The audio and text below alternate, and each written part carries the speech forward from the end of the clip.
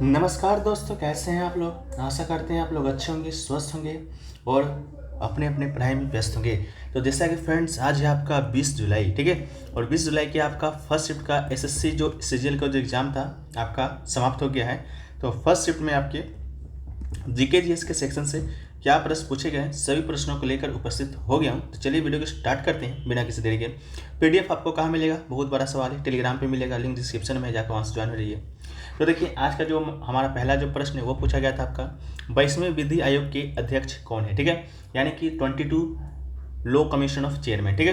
तो इसका जो राइट आंसर दोस्तों आपका हो जाएगा, वो आपका आंसर हो जाएगा ऋतुराज अवस्थी, ठीक है।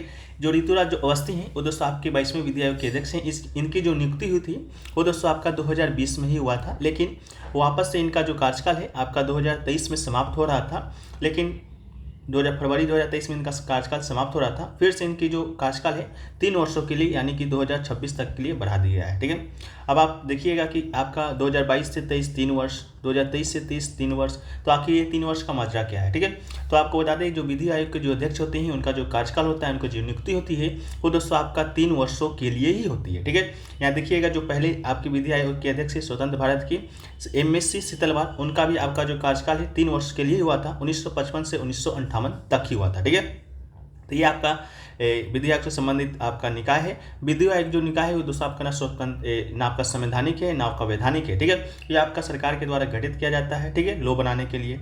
इसके अलावा 22वें विधि आयोग का जो कार्यकाल है 31 अगस्त 2024 तक वृद्धि किया गया है, ठीक है। सॉरी, 2024 तक वृद्धि किया गया है, लेकिन नियुक्ति आपका 3 साल के लिए हुआ था, इस बात को याद रखिएगा, ठीक है। चलिए नेक्स्ट क्वेश्चन की बात करें तो पूछा गया था कि भारत के पहले मुख्य चुनाव आयुक्त कौन थे, ठीक है। तो भारत के जो पहले जो मुख्य चुनाव आयुक्त थे वो दोस्तों आपकी सुकुमार सेन थे, ठीक है। तो इसका जो राइट आंसर आपका हो जाएगा सुकुमार सेन हो जाएगा, ठीक है। सुकुमार सेन भारतीय सिविल सेवक थे, भारत के पहले मुख्य चुनाव आयुक्त थे, जिन्होंने 1951, 52, 1957 में भारत के आम चुनाव की निगरानी की थी, ठीक है। इसके अलावा चुनाव निर्वाचन आयोग से संबंधित जो प्रावधान है आपके अनुच्छेद 324 से 329 तक में दिया गया है। और चुनाव आयोग का जो गठन है आपका 25 जनवरी 1950 को आपका हुआ था। 25 जनवरी को हम लोग क्या मनाते हैं, तो राष्ट्रीय मतदाता दिवस भी आपका मनाते हैं। कब मनाते हैं, 25 जनवरी को मनाते हैं। चुनाव आयोग का गठन हुआ था उसी समय, ठीक है। वर्तमान में आपके मुख्य चुनाव आयुक्त कौन है, आप लोग कॉमेंट सेक्शन में बताइएगा, ये प्रश्न आपका आ सकता है, ठीक है। चलिए वीडियो में आगे बढ़ते हैं फ्रेंड्स। इससे पहले आपको बता दें कि बहुत सारे स्टूडेंट का मन में सवाल है कि सर जब पेड पीडीएफ आप देते ही हैं तो फ्री पीडीएफ आप देते ही हैं तो पेड पीडीएफ का क्या जरूरत है, ठीक है। तो देखिए, जो फ्री पीडीएफ होता है वो दोस्तों आपके टेलीग्राम के पब्लिक ग्रुप में दिया जाता है, जिसका लिंक डिस्क्रिप्शन में दिया गया है। ये पीडीएफ आपका प्रत्येक दिन दिया जाता है, हर शिफ्ट का दिया जाता है, हर दिन का दिया जाता है। इसमें दोस्तों आपका जो प्रश्न होता है उतना ही होता है जितना वीडियो बनाते इस समय मिलता है, ठीक है। इसका कोई आपको शुल्क नहीं देना पड़ता है। और ये फ्री जो पीडीएफ है आने में कभी कभी लेट भी हो सकता है, लेकिन होता नहीं है, ठीक है। अब बात कर लेते हैं पेड पीडीएफ का। तो पेड पीडीएफ दोस्तों आपको एक टेलीग्राम का प्राइवेट ग्रुप बनाया गया, उसमें दिया जाता है। इसमें प्रत्येक दिन का पीडीएफ तो दिया ही जाता है, साथ में आपका कंबाइंड पीडीएफ भी दिया जाता है, ठीक है। जिनको आगे एग्जाम देना है एसएससी सीजीएल टायर 2 का या सीएचएसएल का, उनके लिए जो कंबाइंड पीडीएफ हो जाता है बहुत इंपॉर्टेंट हो जाता है, ठीक है। इसमें आपका जितना प्रश्न आपका मिल सकता है, लगभग 80% जो प्रश्न है आपका इसमें शामिल किया जाता है। मान लीजिए डेली का 100 प्रश्न आपका होता है तो तकरीबन 80 प्लस प्रश्न आपको पेड पीडीएफ में मिलेंगे ही मिलेंगे, ठीक है। ये आपका प्रत्येक दिन एक निर्धारित समय पर दिया जाता है, ठीक है। अगर आपको पेड पीडीएफ में ज्वाइन होना है तो आपको व्हाट्सअप नंबर पर संपर्क करना होगा। व्हाट्सअप नंबर आपको सामने दिख रहा होगा, नहीं तो लिंक डिस्क्रिप्शन में होगा, वहाँ से भी आप लोग रीडायरेक्ट हो सकते हैं व्हाट्सअप चैट पर, ठीक है। चलिए हम लोग आगे बढ़ते हैं। बाकी आप लोग को जो क्यूरी था हमने सॉल्व करने का प्रयास किया है। तो अगला जो आपका जो प्रश्न पूछा गया है वो पूछा गया था कि 2011 के जनगणना के अनुसार सबसे ज़्यादा जनसंख्या किस 2 राज्यों का है, ठीक है। शायद आपसे 2 राज्य पूछा गया था, ठीक है। तो पहला जो राज्य हो जाएगा वो दोस्तों आपका उत्तर प्रदेश हो जाएगा, ठीक है। क्या हो जाएगा, उत्तर प्रदेश हो जाएगा। वहीं दूसरा राज्य की बात करेंगे तो ये दोस्तों आपका मध्य प्रदेश हो जाएगा। तो फर्स्ट पे आपका यूपी, सेकंड पे आपका MH यानी कि महाराष्ट्र, ठीक है। वहीं पर बात कर लेते हैं तीसरा सबसे अधिक वाला राज्य, तो ये दोस्तों आपका बिहार हो जाएगा, ठीक है, जहाँ से हम निवास करते हैं। भारत का चौथा सबसे अधिक आबादी वाला राज्य की बात करेंगे तो ये आपका सिक्किम हो जाएगा, पश्चिम बंगाल हो जाएगा, और पाँचवां सबसे अधिक वाला राज्य आपका मध्य प्रदेश हो जाएगा। कभी कभी आपको असेंडिंग डिसेंडिंग ऑर्डर में सजाने को भी आ जाता है, ठीक है। तो ये तो बात हो गया सबसे ज़्यादा जनसंख्या वाला। लेकिन सबसे कम जनसंख्या दोस्तों किस राज्य का है, तो ये दोस्तों आपका सिक्किम का है, ठीक है। सिक्किम का जनसंख्या दोस्तों सबसे कम है, ठीक है। इसके अलावा बिहार के परिप्रेक्ष्य में बात करेंगे तो बिहार का जो जनसंख्या घनत्व है, ठीक है, जनसंख्या घनत्व है वो दोस्तों आपका बिहार का सबसे ज़्यादा है, इसको भी आप लोग याद रख लीजिएगा। वहीं पर जनसंख्या घनत्व सबसे कम कहाँ का है, तो ये दोस्तों आपका अरुणाचल प्रदेश का है, ठीक। किसका है, तो आपका दोस्तों अरुणाचल प्रदेश का है, इसको भी आप लोग क्या कीजिएगा, याद रख लीजिएगा। इसके अलावा और ये बात करेंगे हम लोग तो सबसे ज़्यादा साक्षरता किस राज्य का है, तो साक्षरता सबसे ज़्यादा दोस्तों आपका केरल का है। केरल में दोस्तों एक और चीज़ है जो आपको अभी तो रिकॉल शायद नहीं हो पा रहा है, वहाँ का लिंगानुपात, ठीक है। केरल का लिंगानुपात दोस्तों क्या है, वहाँ का लिंगानुपात है जो कि सबसे ज़्यादा है, कहाँ का, केरल का है, ठीक है। ये लिंगानुपात अब क्या होता है, तो लिंगानुपात होता है कि 1000 पुरुष पर आपकी कितनी महिलाएं हैं उसी की गणना को लिंगानुपात कहते हैं। तो केरल में 1000 पुरुष पर 1084 महिला है, ठीक है। तो सबसे ज़्यादा लिंगानुपात में आपका कहाँ का है, केरल का है। इतना फैक्ट है जो कि आप याद रखिएगा। वहीं पर नेक्स्ट क्वेश्चन देखिए पूछा गया कि भारतीय राष्ट्रीय कांग्रेस के द्वितीय अधिवेशन की अध्यक्षता है किसने किया था, ठीक है। द्वितीय अधिवेशन की अध्यक्षता किसने किया था, इसका जो राइट आंसर दोस्तों आपका हो जाएगा वो आपका हो जाएगा दादा भाई नौरोजी, ठीक है। यहाँ हम लोग बात करेंगे दो चीज़ पर, एक आपका दादा भाई नौरोजी से, दूसरा आपका भारतीय राष्ट्रीय कांग्रेस से, ठीक है। क्या कि दोनों आपका जो टॉपिक है बहुत इंपॉर्टेंट है। तो पहले हम लोग बात करते हैं दादा भाई नौरोजी का। तो दादा भाई नौरोजी की हम बात करें तो ये दोस्तों आपका 1886 में भारतीय राष्ट्रीय कांग्रेस का दूसरा अधिवेशन हुआ था जो कि आपका कलकत्ता में आयोजित हुआ था, उसकी अध्यक्षता की थी। दादा भाई नौरोजी की बात करेंगे तो grand old man of India, ठीक है, वैध पुरुष भी इन्हें कहा जाता है, एग्जाम का पार्ट बन चुका है। इसके अलावा वो ब्रिटेन में हाउस ऑफ कॉमन्स के सदस्य बनने वाले क्या थे, तो पहले भारतीय थे, ठीक है। उन्होंने एक पुस्तक लिखी थी भारत की आर्थिक निकासी पर केंद्रित था, ठीक है। जो पुस्तक थी ब्रिटिश नीतियों के कारण जो ब्रिटिश थे आपका भारत से कैसे पैसा ले जा रहे थे उसी से संबंधित एक पुस्तक लिखे थे, poverty and un British rule in India. ये पुस्तक भी बहुत बार एग्जाम में आपका आ चुका है, ठीक है। तो इतना फैक्ट्स आपका दादा भाई नौरोजी से आपको याद रखने की जरूरत है। बाकी जो फैक्ट्स है वो दोस्तों आपका भारतीय राष्ट्रीय कांग्रेस से है कि भारतीय राष्ट्रीय कांग्रेस का स्थापना कहाँ हुआ था, कब हुआ था, तो इसका जो स्थापना है पहली बात तो 28 दिसंबर 1885 को हुआ था। किसने किया था, तो एलन ऑक्टेविन ने किया था, ठीक है। इसके अलावा इसका अधिवेशन पहला हुआ कहाँ था, तो ये आपका बंबई में आयोजित हुआ था 1885 में ही, ठीक है। इसके अलावा इसके जो अध्यक्ष हैं आपके पहले अधिवेशन का व्योमेश चंद्र बनर्जी थे, ठीक है। अगर पूछा जाए स्थापना के समय वायसराय कौन थी, तो लॉर्ड डफरिन आपकी वायसराय थी। अगर आपसे पूछा जाए कि कितने लोगों ने भाग लिया था, ठीक है, कितने लोगों ने भाग लिया था, तो इसका राइट आंसर आपका क्या हो जाएगा, कुल प्रतिनिधि तो 72 हो जाएगा, ठीक है। ये अधिवेशन पहले आपका कहाँ आयोजित होना था, पुणे में, लेकिन अकाल के कारण बंबई के गोकुलदास तेजपाल संस्कृत विद्यालय में आपका आयोजित हुआ था, ठीक है। अब हम लोग बात कर लेते हैं कुछ इंपॉर्टेंट आपके अधिवेशन का, वो जो कि इंपॉर्टेंट है आपका सेकंड पूछा गया है, हो सके तो थर्ड भी पूछ दिया जाए, ठीक है। चलिए हम लोग बात करते हैं। तो पहला का तो हम लोग बात कर लिए हैं, दूसरा का भी हम लोग बात कर लिए हैं। अब हम लोग बात कर लेते हैं तीसरा का, जो कि आपका मद्रास में आयोजित हुआ था, ठीक है। उसकी जो अध्यक्षता है बदरुद्दीन तैयबजी ने किया था। पहले मुस्लिम आपके क्या थे, इसके राष्ट्रपति कहिए या प्रेसिडेंट कहिए या अध्यक्ष कहिए, पहले मुस्लिम अध्यक्ष थे INC का, ये भी आपके लिए इंपॉर्टेंट है। पहले भारतीय आपके जो अध्यक्ष थे वो आपका जॉर्ज यूले थे, जो कि 4th अधिवेशन का अध्यक्षता किए थे, जो कि आपका इलाहाबाद में हुआ था 1888 में, ठीक है। इसके अलावा एक 9वां याद रख लीजिएगा, जिसका अधिवेशन आपका दादा भाई नौरोजी ने ही किया था 1893 में। एक दादा भाई नौरोजी का एक अधिवेशन और याद रखिएगा 1906 में, जो कि आपका 22वां अधिवेशन था, जो कलकत्ता में ही आयोजित होता। स्वराज शब्द का प्रथम उपयोग है वो दोस्तों आपका यहीं पर हुआ था, ठीक है। तो दादा भाई नौरोजी ने टोटल 3 अधिवेशन की अध्यक्षता किया था, एक आपका 1886, एक आपका 1893, एक आपका 1906, ठीक है। तीनों डेट को आप क्या कीजिएगा, याद रख लीजिएगा। एक आपका अधिवेशन है ये वाला वंदे मातरम पहली बार जो गाया गया था, वो भी इंपॉर्टेंट है। वो आपका क्या था, रहीमतुल्ला एम सयानी 1896 में कलकत्ता अधिवेशन में। तो ये प्रश्न आपका ऐसे बन सकता है कि वंदे मातरम का जो उपयोग है पहली बार किस अधिवेशन में हुआ था, तो कलकत्ता अधिवेशन वर्ष 1896 अध्यक्ष आपका सयानी थे, ठीक है। इसके अलावा अगला है कांग्रेस का पहला विभाजन कब हुआ था, सूरत अधिवेशन में हुआ था 1907 में, अध्यक्षता आपका राज बिहारी बोस कर रहे थे। इसके अलावा पहली बार जन गण मन कब गाया गया था, तो ये आपका बांकीपुर अधिवेशन में गाया गया था, 27वां अधिवेशन था, 1911 में हुआ था। इसके अध्यक्ष हैं श्री रघुनाथ नरसिंह मुदलोकर थे। इसके अलावा पहली महिला अध्यक्ष की बात करेंगे तो आपका एनी बेसेंट थी। अधिवेशन की बात करेंगे तो 32वां अधिवेशन में अध्यक्षता की थी, कलकत्ता अधिवेशन हुआ था 1917 में, ठीक है। इसके अलावा महात्मा गांधी अभी इतिहास में एक ही बार आईएनसी की अध्यक्षता किए हैं, वो दोस्तों आपका 1924 के बेलगांव अधिवेशन में, इसको भी याद रखिएगा। इसके अलावा पहली भारतीय महिला अध्यक्षता कब की थी, तो आपका सरोजिनी नायडू थी, जिन्होंने 1925 के कानपुर अधिवेशन में अध्यक्षता की थी। इसके अलावा सुभाष चंद्र बोस ने भी अध्यक्षता किया है त्रिपुरी अधिवेशन में 1939 का। एक आपका याद रखिएगा पट्टाभी सीतारमैया, ये आपका 1948 में अध्यक्षता की है, जयपुर अधिवेशन हुआ था। ये आपका बहुत इंपॉर्टेंट है क्योंकि 1947 में आपका भारत आज़ाद हुआ था, उसके एक साल बाद आपका अधिवेशन हुआ था, उसकी अध्यक्षता ही सीतारमैया ने की थी। ठीक है, तो इन सबको याद रखने की जरूरत है। नेक्स्ट क्वेश्चन देखिए, पूछा गया कि यदि आप सिनेमा देखने जाओ और वहाँ पर आपको अपनी मेड मिल जाए या नौकर मिल जाए, तो उसे आप वहाँ से जाने के लिए बोलो तो कौन सा अनुच्छेद का या वायलेंट होगा या उल्लंघन होगा, तो इसका जो राइट आंसर आपका हो जाएगा वो दोस्तों आपका आर्टिकल 15 हो जाएगा। ठीक है, आर्टिकल 15 कहता क्या है, तो आर्टिकल 15 कहता है कि राज्य अपने किसी नागरिक के साथ, ठीक है, किसी नागरिक के साथ धर्म, जाति, लिंग, नस्ल और जन्म स्थान या इनमें से किसी भी आधार पर विभेद नहीं करेगा। ठीक है, इसी का आपका ये तो आपका आर्टिकल 15 का सब क्लोज 1 हुआ। इसी का आर्टिकल 15 का सब क्लोज 2 कहता है कि किसी व्यक्ति को धर्म, जाति, मूलवंश, जन्म और लिंग के आधार पर दुकानों, सार्वजनिक भोजनालयों, होटलों, सार्वजनिक मनोरंजन स्थलों, कुओं, तालाबों, स्थान घाटों, सड़कों पर घुसने से नहीं रोका जा सकता है। तो यहाँ पर आप देख सकते हैं, यहाँ लिखा था होटल या सार्वजनिक मनोरंजन स्थल। तो ये दोस्तों आपका सिनेमा देखने का जो स्थल है वो आपका मनोरंजन का ही है। तो वहाँ आपको क्या करना था, वहाँ से किसी को जाने के लिए अगर बोल दो तो आपका अनुच्छेद 15 का सब क्लोज 2 का उल्लंघन होता है। तो आपका 15 दिया गया था। ठीक है, तो उसका राइट आंसर हो जाएगा। आपके ऑप्शन में 16 दिया गया था। 16 दोस्तों आपका लोक नियोजन के विषय में अवसर की समानता प्रदान करता है। अनुच्छेद 17 दोस्तों आपका अस्पृश्यता का अंत से संबंधित है। अनुच्छेद 18 आपका उपाधियों का अंत है। एक आपका है अनुच्छेद 14 जो कि आपका कानून के समक्ष समानता की बात करता है। तो अनुच्छेद 14, 15, 16, 17, 18 ये दोस्तों आपका क्या है, मौलिक अधिकार का ही अनुच्छेद है, जो कि मौलिक अधिकार एक है आपका समानता का अधिकार, जो कि अनुच्छेद 14 से 18 तक में वर्णित है। ठीक है, तो ये आपका एक मौलिक अधिकार है, बाकी वर्तमान में तो 6 हैं ही, आप लोग उसे भी देख लीजिएगा, हम बहुत बार बता चुके हैं।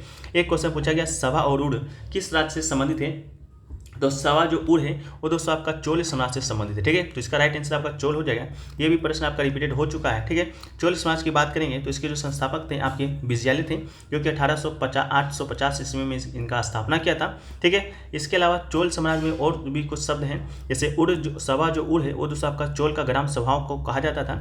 इसके अलावा एक है नाडू, जिसे कि जिला कहा जाता था। चोल समाज में जो भी जिलाएं होती थी इसे नाडू कहा जाता है, जैसे कि आप कोई भी जिला के होंगे तो उस समय आपका नाडू कहा जाता था। ग्राम समूह को आपका कुर्रम कहा जाता है, ये भी प्रश्न आपका रिपीट हो चुका है। इसके अलावा सभा की कार्यकारिणी परिषद को आडुगनम कहा जाता है, इसको भी आप लोग याद रख लीजिएगा। ठीक है, नेक्स्ट क्वेश्चन देखिए, पूछा गया निम्नलिखित में से किसने 1936 में कला क्षेत्र एक भारतीय कला एकेडमी जो विशेष रूप से भरतनाट्यम परंपरा के लिए विकास के लिए समर्पित थी की शुरुआत की है। ठीक है, तो इसका राइट आंसर आपका हो जाएगा रुक्मणी देवी अरुणले। ठीक है, भारत के शास्त्रीय नृत्यों के लिए प्रसिद्ध प्रशिक्षण स्थान इस कला मंदिर का स्थापना 1936 में रुक्मणी देवी अरुणले के द्वारा किया गया था। ठीक है, रुक्मणी देवी अरुणले की बात करेंगे तो भरतनाट्यम को पुनर्जीवित करने के लिए जानी गई थी।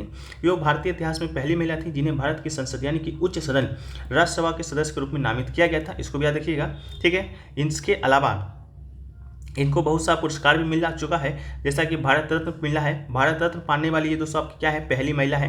ठीक है, 1998 में इनको भारत रत्न मिला है। इसके अलावा पहली महिला नहीं, पहली महिला ही है शायद आपका भारत रत्न पाने वाली, इसको भी अगर आप लोग देख लीजिएगा।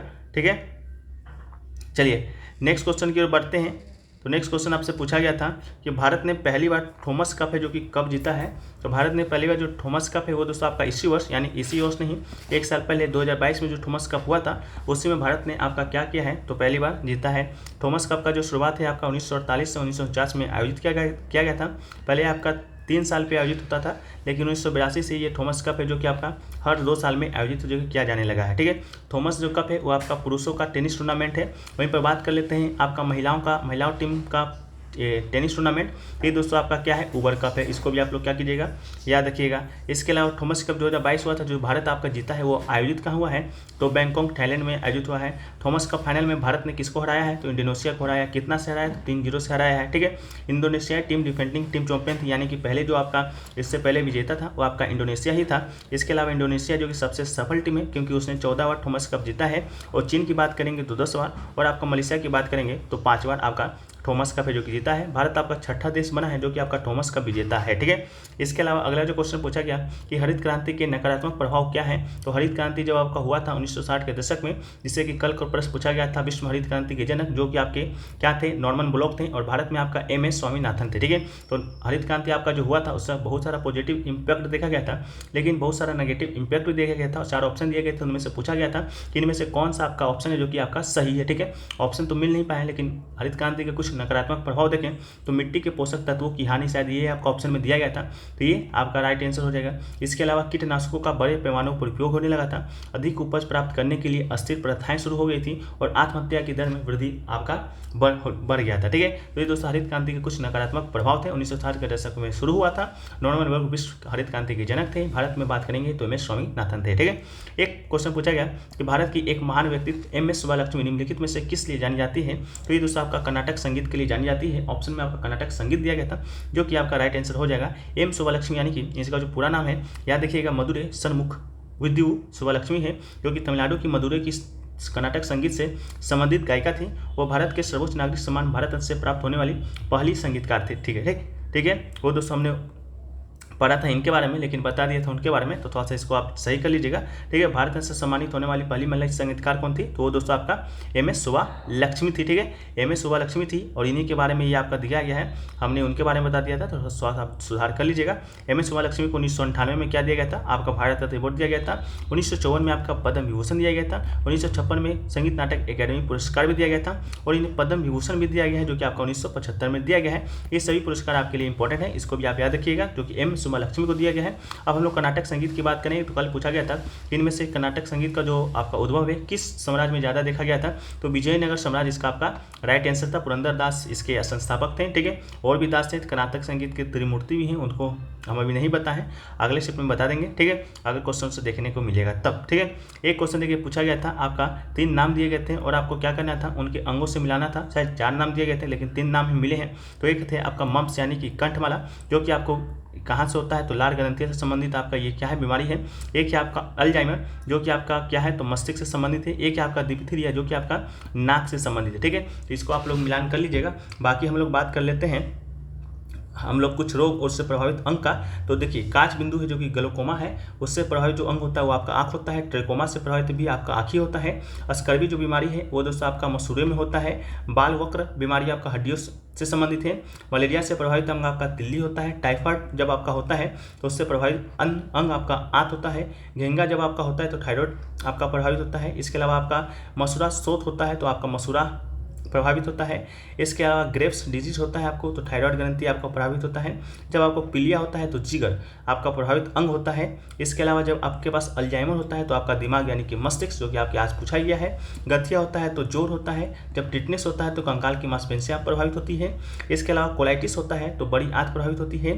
डिप्थीरिया होता है तो श्वसन तंत्र प्रभावित होता है। ओटोसिस होता है तो कान प्रभावित होता है। सोरियासिस होता है तो त्वचा। विटिलिगो होता है तो त्वचा। और कुष्ठ होता है तो त्वचा और परिधीय नस आपके प्रभावित होते हैं। ठीक है, इसको आप लोग एक बार रीडिंग डाल लीजिएगा। नेक्स्ट क्वेश्चन पूछा गया कि माउंट स्ट्रूट, ठीक है, एल्फिंस्टन कहाँ के लेफ्टिनेंट गवर्नर थे। ऑप्शन में आपका बम्बई, दिल्ली, कोलकाता, मुंबई दिया गया था तो राइट आंसर आपका बम्बई हो जाएगा। ठीक है, जो माउंट एल्फिंस्टन थे वो दोस्तों कहाँ के लेफ्टिनेंट गवर्नर थे, तो वो दोस्तों आपका कोलकाता के बॉम्बे के लेफ्टिनेंट गवर्नर थे। ठीक है, इनका जो कार्यकाल था आपका मुंबई के लेफ्टिनेंट गवर्नर के तौर पर आपका 1818 से 1827 ईस्वी तक का था। इसके अलावा एक स्कॉटिश राजनेता थे, इतिहासकार थे जो कि ब्रिटिश भारत सरकार से जुड़े हुए थे। बाद में चलकर मुंबई का क्या बने थे, तो लेफ्टिनेंट गवर्नर बने थे। तो ये दोस्तों आपका क्या आया था, आपका आज का प्रश्न है जो कि देखने को मिला था। ठीक है, बाकी अभी तक तो इतना ही प्रश्न है जो कि देखने को मिला है। बाकी और भी प्रश्न में भी मिले तो हम लोग उसको क्या करेंगे, कमेंट सेक्शन में या पीडीएफ में बता देंगे। एक क्वेश्चन और देखा गया था, लद्दाख का नए फसल का त्यौहार का नाम बताना था। ठीक है, तो इसका आंसर नहीं मिल पाया था, इसलिए हम लोग इसको लास्ट में डिस्कस कर रहे थे कि लद्दाख में नई फसल आने पर कौन सा त्यौहार मनाया जाता है। इसका आंसर आपका कंफर्म नहीं मिल पाया है, लेकिन लद्दाख से कुछ फेस्टिवल है उसको एक बार हम लोग देख लेते हैं। तो एक फेस्टिवल है आपका लोसर जो कि नए साल के स्वागत के लिए मनाया जाता है। एक है आपका सिंधु दर्शन जो कि सिंधु नदी के अस्तित्व का जश्न मनाने के लिए मनाया जाता है। एक है आपका हेमिस छेचू जो कि आपका सांस्कृतिक असाधारणता के लिए मनाया जाता है। लद्दाख महोत्सव आपका फसल समृद्धि का प्रतीक है, तो शायद आपका ऑप्शन में लद्दाख महोत्सव था, मेरे ख्याल से तो नहीं होगा, तो आप लोग बताइएगा क्या था। एक है आपका यूरी कव्यात जो कि आपका बुराई पर अच्छाई की जीत के लिए मनाया जाता है। एक है आपका फयांग सेडपू जो कि आपका देवों को याद करने के लिए मनाया जाता है, ठीक है। एक है आपका थिक्सेगस्टर जो कि विजेताओं के सम्मान के लिए, ठीक है। इसके अलावा एक है आपका साकादावा फेस्टिवल जो कि सबसे पवित्र बौद्ध अवकाश है। टकटक महोत्सव, टकटोक महोत्सव आपका नृत्य लवाओं के महोत्सव के लिए। बाकी आप लोग पढ़ लीजिएगा, इस सब आपके लिए इंपॉर्टेंट नहीं है, हम PDF ऐसे शामिल कर दिए, हो सके तो मैं भी पूछ दिया जाए, ठीक है। एक क्वेश्चन आपका पूछा गया था घर्षण बल का, 2 कंडीशन दिए गए थे, सत्य और असत्य आपसे पूछा था, उसका भी क्लियर स्टेटमेंट नहीं मिल पाया है। बाकी जैसे जैसे मिलते हैं हम उसको PDF में शामिल कर दे जाएंगे। PDF आपको टेलीग्राम पे तो मिल ही जाएगा, लेकिन अगर आप पेड PDF से जुड़ना चाहते हैं तो दिए गए व्हाट्सएप नंबर पर संपर्क कर लीजिएगा। व्हाट्सएप नंबर आपको सामने दिख रहा होगा, ठीक है। और भी जानकारी आपको लेना होगा तो वहीं पर आपको मिल जाएगी। तो वीडियो अगर आपको अच्छा लगा अभी का तो वीडियो को लाइक कर दीजिए, चैनल पे नए हैं चैनल को सब्सक्राइब कर दीजिए और नोटिफिकेशन बेल कॉल पे क्लिक कर लीजिएगा, जो कि बिल्कुल फ्री ऑफ कॉस्ट है, ठीक है। तो मिलते हैं हम लोग नेक्स्ट वीडियो में, जब तक के लिए जय हिंद, जय भारत, वंदे मातरम।